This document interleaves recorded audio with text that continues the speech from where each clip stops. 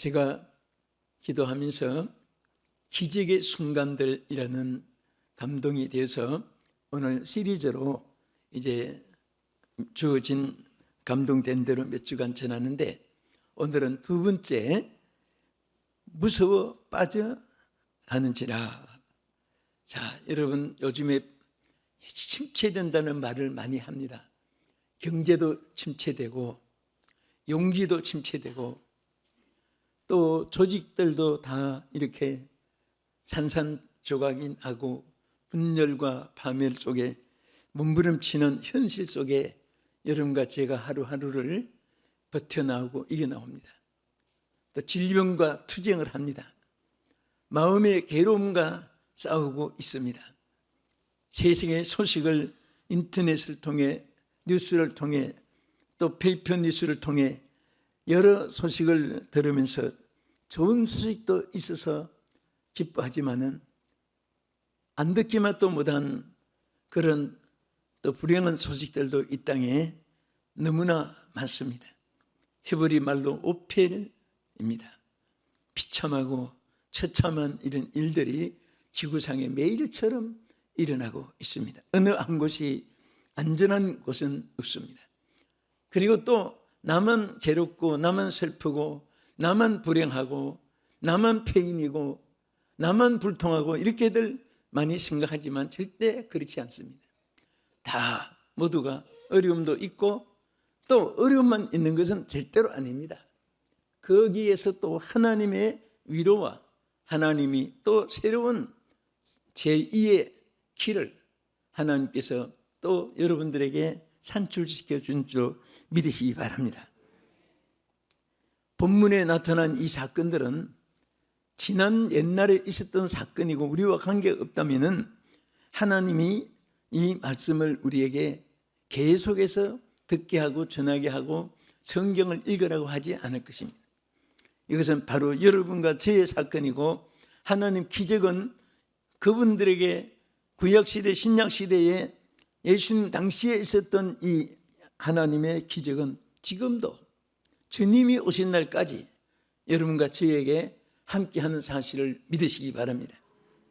그래서 오늘은 이 기적의 순간들, 이 두 번째로 본문에 나타난 대로 이 제자들이 바다에 빠져가고 있었습니다. 그때에 정말 구출해 주지 아니하면 살 길이 없습니다.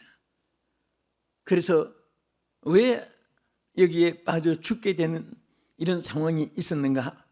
크게 두 가지로 나눌 수 있습니다. 첫째는 바다 가운데 일어난 물결로 인하여입니다. 따라합시다. 바다 가운데서 일어난 물결로 인하여. 이제 이 배가, 예수님 제자들이 탄 이 배가 지금 육지에서 수리를 떠났다고 했습니다. 그러니까 바다 한가운데, 그것도 정말 호소해도 불러도 누가 들어주지도 않고 들을 수도 없고 그런 막막한 대해 가운데서, 여기에서 이 유대 나라는 갑자기 그 돌풍이라는, 지금은 토네이도 같은 그런 바람이 잠잠했다가 갑자기 휘말리는 그런 바람이 갈릴리 바다에서 자주 일어나는 그런 지역적인 조건이 있는 곳입니다. 어떻게 보면 예수님이 그 제자들과 함께, 제자들이 타고 있는 배나 또 그런 한두 사건만 풍랑이 있는 것이 아니고 빠져들어간 것이 아니라, 오늘 우리가 사는 이 시대에도 얼마나 많은 사람들이 지금 이 바다와 같은 세상에 지금 침륜되어 가고 죽기 직전까지 위험 수위까지 도달한 사람들도 많이 있습니다. 국가적으로 봐도 여러분 패권주의라고 하는 말을 들어보셨죠? 이 패권주의는 이런 거센 바람이 오늘 우리가 사는 이 시대에 불어지고 있습니다. 패권주의라는 것은 아주 강한 군사력을 배경으로 해서 전 세계를 제패하려는 그런 제국주의적인 정책이 패권주의입니다. 그러니까 누가 힘을 더, 누가 핵 무기를, 누가 군사력을, 누가 요새지를 더 강하게 안전하게 든든하게 구축하고 항모나 또는 이 핵 보유한 그런 폭격기나 누가 더 강하게 소유했냐 서로 막 경쟁을 합니다. 이 지구상 자연이 파괴돼가고 사람들은 하나님 주신 본질을 상실하고 거칠어져만 가고 있는 현실을 우리가 마음 아파하고 있습니다. 정치바람도 거세게 불고 있습니다. 또 이데올로기, 사상 전도 무섭습니다. 형제간에, 부자간에도 또 남편 아내 관계도 이데올로기, 사상 때문에 원수가 되고 싸우고 죽이고 하는 이런 이데올로기 바람, 향락주의, 물질 만능주의, 쾌락주의, 이런 물결도 점점 사람들의 위험 수위에 다다르고 많은 사람들이 여기저기 빠져들고 있는 이런 현실에 우리가 살고 있습니다. 프랑스의 가장 유명한 사람이 누구였습니까? 나폴레온이죠. 이 나폴레온은 군사력을 가지고 세계를 제패하겠다는 꿈을 가지고 하나하나 점령해 나가고 아주 영웅이라는 칭호를 들을 정도로 한때는 굉장했습니다. 그런데 여러분, 이 세상에 인간관계는 항상 이기고 지는 것이 없다, 그런 말이 있습니다. 인간관계는 이기고 지는 것이 없고 그 인간은 성분은 돌고 도는 것이라는 말이 있습니다.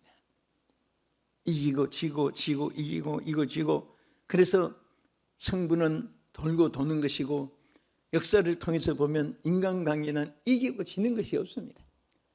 제일 안전하고 제일 평안하고 제일 그 생애가 값이 있는 생애가 누구냐? 여러분, 영웅이 되겠다고 이 유명했던 나폴레온이 고백한 말이 있습니다. 그가 그렇게 성성장군이 되었지만은 자기 부하 100만 명이 전사를 당했습니다. 여러분 생각해 보십시오.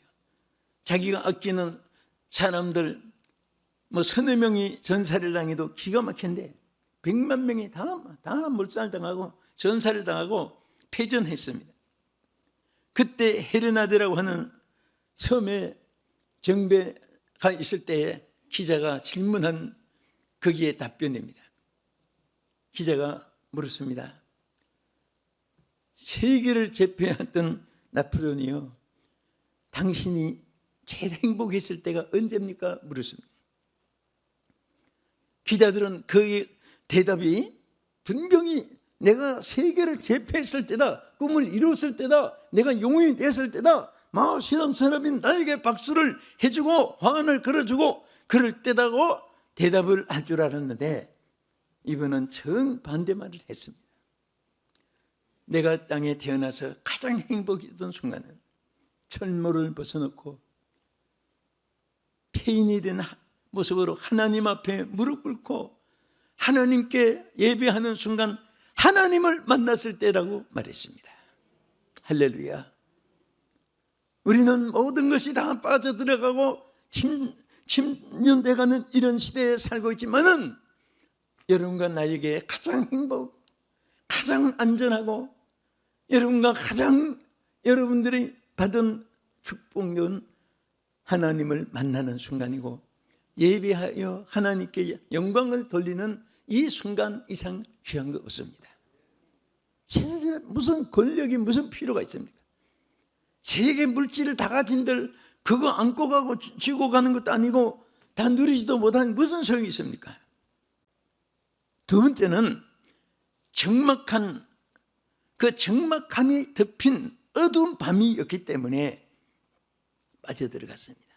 대낮같이 밝았으면 어떻게 무엇을 붙잡고 헤엄이라도 치보려고 하고 또 뭐 살 길을 더 살펴볼 수도 있는데 완전히 초록 같은 캄캄한 밤이에요. 여러분 옛날에요 밤에 야경 찍은 거 하고요 지금 야경하고는 무엇이 다른지 아십니까? 어느 나라에서 찍어도 옛날같이 캄캄한 그 암실같이 어둡지 않습니다. 여러분 옛날에 우리나라 촛불 켜고 뭐 초롱불 켜고 그때 살 때는요 밖에 나가면 도랑인지 길인지 구별을 잘 못합니다. 캄캄한 초록 같습니다. 그 왜 그런지 아십니까? 이게 반사되는 이게 조명되는 것이요 이 전기불이 많이 켜있고 하면 그게 위에 구름으로 올라가서 땅에 다시 반사가 돼 비칩니다. 먼지를 통해서 비치고 그러니까 워낙 밝게 전기불을 많이 켜니까 이제는 전기가 없는 곳에도 반사작용으로 그렇게 어둡지는 않습니다. 옛날에는 더구나 갈릴리 바다에 얼마나 캄캄한 여기 보면 어두운 밤이에요. 자, 우리 마태복음 14장 24절 먼저 읽어보겠습니다. 배가 이미 육지에서 술이나 떠나서 바람이 거스림으로 물결로 말미암아 고난을 당하더라. 이제 설명한 말씀을 잘 기억하시고요. 자, 그 다음에 다시 두 번째 우리 마태 14장 25절 다시 보겠습니다. 밤 사경에 예수께서 바다 위로 걸어서 제자들에게 오시니 때가 언제지요? 밤 사경. 정말 철같이 어두운 밤입니다. 그런 밤 사경의 풍랑을 만나서 저들이 빠져들어가게 된 것입니다. 어떻게 보면 오늘 우리가 사는 이 세상은 전기가 밝아지고 있습니다. 이제는 형광등이 LED로 바뀌지고 이제는 뭐 너무너무 신기하게 모든 삶의 전자, 과학, 문명이 발달되고 있습니다. 그러나 오늘 영적으로는 솔직히 점점 어두워지고 있습니다. 양심도 무뎌지고 가고 있습니다. 인정도 메말라가고 있습니다. 사람들은 어딘가 영웅심 그리고 출세지향주의 그리고 서로 자기의 목적 달성을 위해서는 인정도 수단도 방법도 가리지 않는 그런 세상으로 자꾸 흘러갑니다. 이미 성경에서 우리에게 말씀해 준 대로 말세는 고통한 때가 이르니 사람들은 자기를 사랑하며 돈을 사랑하며 부모를 거역하며 쾌락 사랑하기를 하나님 사랑보다 더하다고 디모데전서 3장 1절 이하의 말씀 그대로 이 땅에 이루어지고 있습니다. 이러한 세상을 어두운 세상을 우리가 영적으로 살아갑니다. 그래서 오늘 이 밤 사경에 이 어두운 밤이에요. 어두운 밤이니까 컴컴한 밤이니까 그 얼마나 참 이런 속에서 적막함이 감독했습니까? 오랫동안 코로나, 오미크론, 델타 변이 막 이런 것들이 스쳐가니까 사람들이 이제는 치리 상태 정말 뭔가 포기 상태에 있는 사람이 많은 것 같아요. 질병과 싸우는데 지쳐버린 거예요. 마스크를 쓰고 있는 것도 지긋지긋한 거예요. 처음에는 쓰고 앉으니까 우습더니 이제는 불쌍한 생각이 들고 내 자신도 나를 봐도 내가 이걸 왜 쓰고 이렇게 이것도 한두 달도 아니고 1, 2년도 아니고 이게 뭐냐 이게 그런 생각이 드는 것이 현실입니다. 우리 함께 살아가는 세상이에요. 자, 스바냐 선지는 이렇게 말했습니다. 스바냐 1장 15절 같이 읽겠습니다. 그날은 분노의 날이요 환난과 고통의 날이요 황폐와 폐망의 날이요 캄캄하고 어두운 날이요 구름과 흑암의 날이요. 자, 앞으로 다가오는 세상에 이어지는 과정을 너무나 아주 막 수학 공식보다도 더 세밀하게 여기 파헤치고 나타냈습니다. 자, 이러한 날들 여러분과 내가 살아가기 때문에 여기에 빠져서 안 된다 그거예요. 여기서 우리는 빠져들면 안 된다는 겁니다. 여기서 우리는 일어나야 되는 거예요.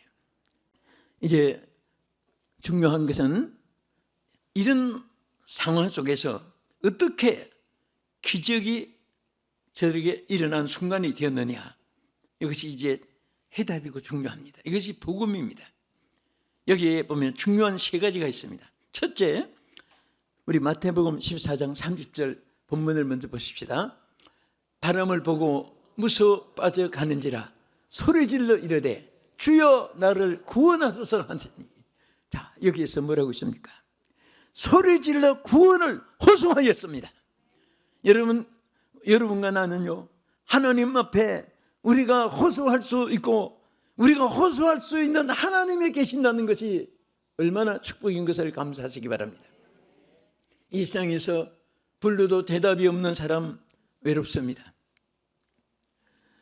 맡겨도 맡아줄 사람이 없는 사람은 힘들고 고생이 됩니다.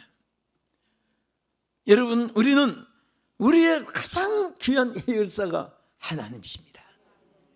지인보다도, 친구, 친척보다도, 여러분 동창 선배 후배보다도, 여러분 동업자보다도, 동양 사람보다도 가장 여러분에게 해결사가 하나님이신 것을 믿으시기 바랍니다. 그 하나님은 항상 어려울 때 하나님을 찾으라고 말하고 있습니다. 하나님을 부르라고 말하고 있습니다. 하나님께 맡기라고 말하고 있습니다. 하나님의 은혜를 사모하고 구하라고 말씀했습니다. 그 하나님을 찾는 자는 반드시 어떤 상황에 빠졌을지라도 일어날 수가 있습니다.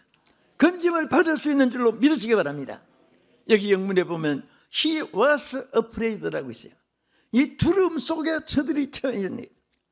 그리고 여기에 여러분 이 빠진다, 깔아앉는다, 배가 침몰된다는 것이 싱크입니다. 그래서 beginning to sink라고 했어요. 지금 막 침몰 직전에 있는 이런 상황으로 영문에는 표현을 했습니다. 마치 배가 침몰돼서 깔아앉기 직전같이 오늘 우리 인생도 침몰 직전에 있는 사람들이 너무나 이 땅에 많습니다. 어떤 사람은 정신적으로, 신앙적으로, 어떤 때는 여러분이 의지했던 사업, 기업, 직장, 생업에 침몰 직전에 있는 분들이 한두 분이 아닙니다. 그러나 하나님은 분명히 말씀합니다. 이런 속에 하나님 구원을 하나님께 호소하라고 했습니다. 이 제자들은 정말 똑똑했습니다. 다른 것은 어리석은 것도 있고 안타까운 것도 있었지만은 막상 저들이 어려움을 당했을 때는 하나님 앞에 구원을 호소했습니다. 그래서 여기 호소했습니다. 주님 앞에 소리질러 주여 나를 구원하소서. 우리 따라합시다. 주여. 우리 간절한 마음으로 주여 나를 구원하소서. 아멘. 이렇게 소리내어 부르짖다는 것은 얼마나 애타고 얼마나 간절하고 얼마나 정성을 다해서 하나님을 찾았다는 사실을 보여주는 것입니다. 시편 18편 6절에 시편 기자는 이렇게 말했어요. 고백입니다. 여기서는 시작. 내가 환난 중에서 여호와께 아뢰며 나의 하나님께 부르짖었더니 그가 그의 성전에서 내 소리를 들으시며 그의 앞에서 나의 부르짖음이 그의 귀에 들렸도다. 아멘. 여러분, 땅에서 이 많은 사람들이 어떤 분은 합심으로 통성기도 할 때 혼자 가만히, 그래서 당신은 왜 통성기도 안 하고 그냥 있습니까? 뭐 이 많은 사람이 부르짖는데 하나님이 다 기억하시려고 난 혼자 소프레노로 그냥 솔로를 하랍니다. 여러분, 하나님은요 천만인이 다 부르짖어도 여러분 한 분 한 분의 생각과 뜻과 사정과 형편과 신음소리까지 신음하는 그 사정까지 다 아시는 하나님이신 것을 믿으시기 바랍니다. 아멘. 그래서 하나님 앞에 정말 막 부르짖었는데 이 시편 기자는 그렇게 고백을 했습니다. 환난 중에 여호와께 아뢰며 하나님께 아뢰었더니 하나님이 그 성전에서 하나님이 내 소리를 들어주신다고 말씀했습니다. 여러분 소리를 들어주실 줄 믿으시기 바랍니다. 이것은 다윗의 시편 기자만 고백이 아닙니다. 여러분과 우리가 함께 감사한 고백이고, 그 다음에 두 번째는 어떻게 침몰되지 않고 살았습니까? 여기 마태 14장 31절 본문에 이렇게 말씀했습니다. 예수께서 즉시 손을 내밀어 그를 붙잡으시며 이르시되 믿음이 적은 작은 자여 왜 의심하느냐 하시고, 자, 여기 보면 따라합시다. 예수께서 즉시 손을 내밀어 그를 붙드심으로, 예? 그를 붙잡으시며 그랬어요. 주님이 붙잡아 주심으로 말미암아 살게 된 거예요. 예? 주님이 붙잡아 주셨어요. 솔직히 여러분과 내가 여기까지 우리 인생을 살아왔습니다. 한 번도 주님은 여러분과 저를 홀로 두지 않았습니다. 숱한 위험 환난 많이 겪고 위험한 함정 같은 그런 오솔길도 걸어봤고, 하나님이 다 정말 여러분과 내가 평생을 간증해도 못할 일들을 몰라서 그렇지 매일매일 생활 속에서 하나님 붙잡고 계시는 줄로 믿으시기 바랍니다. 여러분, 칠레 강부의 말이 다시 생각이 나요. 그 69m 밑에 갇혔던 사람들이 70년 동안 그 땅속에서 하나하나 구출됐을 때 기자의 대답이 뭐였습니까?